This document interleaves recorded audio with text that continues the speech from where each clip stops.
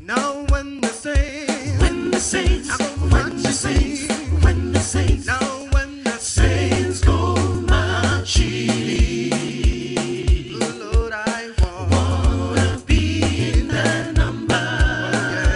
when the Saints go marching. As you'll see this week, John continues to focus on the divinity of Christ.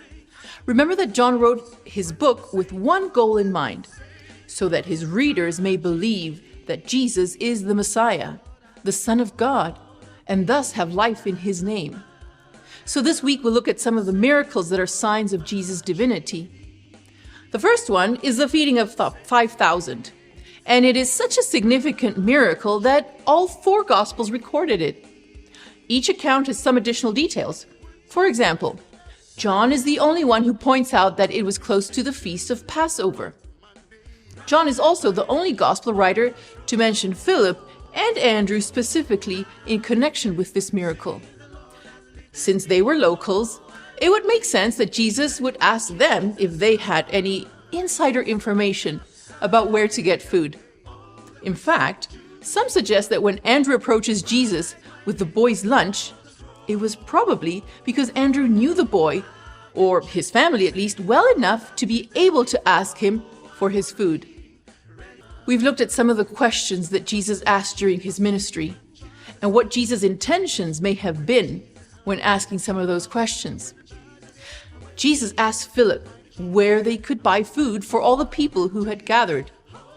And John clarifies specifically that that question was meant to test Philip. The disciples seem to have a pessimistic outlook and focus on the impossibility of the task at hand. But by asking the question, Jesus was drawing attention not only to the enormity of the problem, but to the solution that Jesus had, and thus make a greater impact on the faith of Philip. John writes that Jesus already knew what he was going to do. I love that Jesus is always 20 steps ahead. John is also the only one that reports the fact that Jesus made a special point of gathering up the fragments of food so as not to be wasteful. Just because Jesus supplied their need without limit does not mean that people could be careless with the use of divine blessings. Tomorrow, we'll focus on the second part of the story, which is what happens when you witness Jesus working a miracle in your life. Have you ever heard of the word aphantasia? According to an article found in Psychology Today, it is a neurological condition whereby your brain can't form mental images. In other words, your mind's eye is blind. Instead of using images, your brain uses words to try to imagine something. It is estimated that approximately 1 to 4% of the population has this condition. So, if you had this neurological characteristic and I said to you, imagine your dream vacation spot, you would be unable to visualize it, but instead words would pop into your head as characteristics of the dream vacation place, but not as an image. As I studied the Bible text for today, the idea of spiritual aphantasia came to mind. You see, people were seeking Jesus out after the miracle of the loaves and fishes because in their minds they were thinking, okay, leader, Messiah to free us from the Roman oppression, well, he's perfect for the job. He has a lot of power and we won't go hungry with him. But Jesus calls them out on this. In John 6:26 we read, "Very truly I tell you, you are looking for me, not because you saw the signs I performed, but because you ate the loaves and had your fill." Those are the words to describe what had happened. But then in verse 27, Jesus invites them to really visualize spiritually what his mission is. Do not work for food that spoils, but for food that endures to eternal life, which the Son of Man will give you. For on him, God the Father has placed his seal of approval. And guess what? They can't see it. Spiritual aphantasia. Their spiritual mind's eye is blind. How do we know that? Well, it's pretty obvious because they ask him for a sign, like sending manna from heaven, like Moses. And Jesus gives them another image to visualize. He says, "Actually, I am the bread of life. Whoever comes to me will never go hungry, and whoever believes in me will never be thirsty. But as I told you, you have seen me and still you do not believe." They just couldn't see him as the Messiah he really was. So here's the deal. The same miracle can have two opposite effects on the people who witness it. You can harden your heart and refuse to allow it to penetrate your spiritual blindness, and you end up asking God for more and more proof or evidence, and fall into this trap of thinking, "If only, then I would believe." Or the other option is that you can allow the miracles God has already performed in your life to feed that tiny faith you might have, and that way really visualize in your mind's eye the plan God has for your life and how He can work in you. So that's our challenge for today.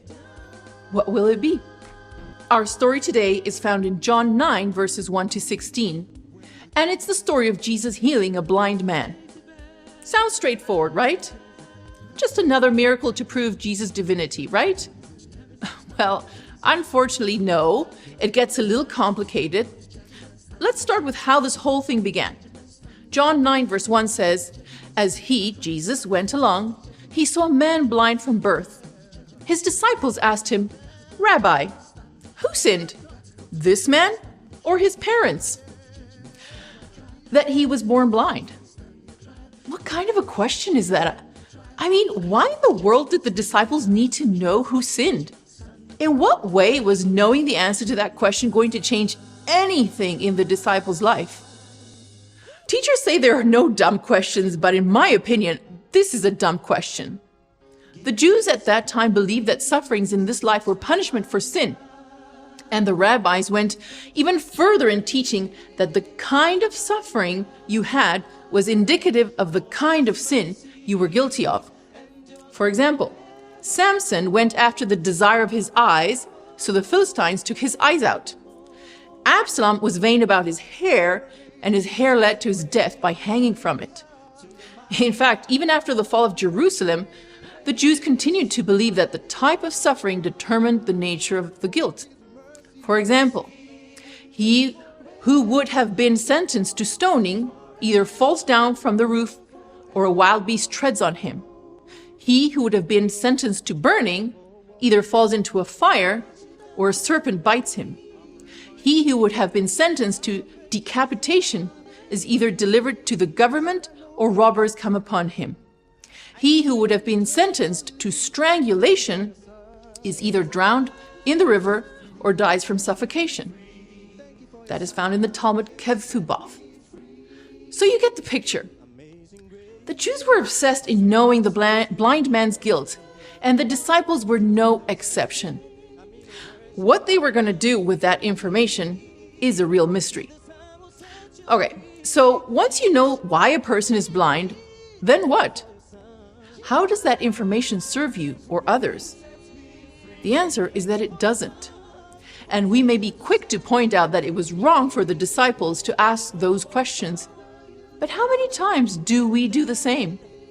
How many times do we want to know details or information that doesn't serve us about so and so, and all we end up doing is just gossiping about someone or something? Thankfully, Jesus turns a dumb question into a teaching moment, and he tells them that God's name is going to be glorified through that blind man's suffering. He didn't talk about the cause of blindness, but rather what was going to come out of that situation. You see, technically the story ends in John 9 verse 7, where the blind man goes to the pool of Siloam and then his sight is restored. But the reality is that the miracle blew up even more, but in a negative way. If we described it in today's terms, we could say it went viral. The neighbors got involved, other people who knew him and saw him begging got involved, the Jewish leaders got involved, the parents got involved, and then Jesus got involved again, and by proxy the disciples too, and probably the whole town knew what was going on. You see, the miraculous healing turned into a big deal because Jesus' divinity came into question. And you know that saying, you can't see the forest for the trees? It means that you can't see the big picture or the end goal because you're so preoccupied with the smaller parts or the details. So the miracle of healing a blind man is now about Jesus, the healer, not being of God because he also healed on the Sabbath, and also because he made mud on the Sabbath. Therefore, he's a sinner. Actually, no, because sinners can't do those kinds of miracles. Okay, so he's a prophet. No, actually, we don't know where he comes from. Oh, it's just so frustrating. They just nitpick and nitpick and nitpick. Aren't there people like that in your church too? People who take it upon themselves to decide what's right, what's wrong, what God approves and what he doesn't approve. And they think that they are everybody's conscience and they nitpick and nitpick. Or maybe you are that person. Even if you are a disciple of Jesus, you can get it wrong. Remember, they also wanted to know who sinned, the blind man or his parents. And the disciples were so close to Jesus. But what business is it to you and I to be determining these kinds of things in others? Does it bring us closer to Jesus? Does it enhance our walk with him? Sometimes we also miss the forest for the trees. We forget to glorify God for the wonderful ways he works in our lives and in the lives of others, which is ultimately what we need to do. Hello, my friends. Today we are going to reflect on the third miracle Jesus performed in our study this week. It is by far one of the most powerful signs of his divinity. Remember that John is writing his account of the gospel to help his readers believe that Jesus was the Son of God. Out of all the gospels, John's account is the one that has the least amount of miracles recorded. But when he does write about one, he makes sure to include details, explanations, and other aspects of the miracle that perhaps other gospel writers don't include. So John tells us that Jesus loved Lazarus very much, as well as his sisters. We don't often think of Jesus needing anything from his human friends, but Jesus longed for human tenderness, courtesy, and affection. He gladly received that when in the home of Lazarus and his sisters. So when Lazarus falls sick and dies, it impacts Jesus' humanity. He is filled with sorrow, not only for the immediate tragedy, but there are added layers to his sorrow about what is going to come out of this miracle, which he knows he's going to perform. The timing of Jesus' miracle seems puzzling.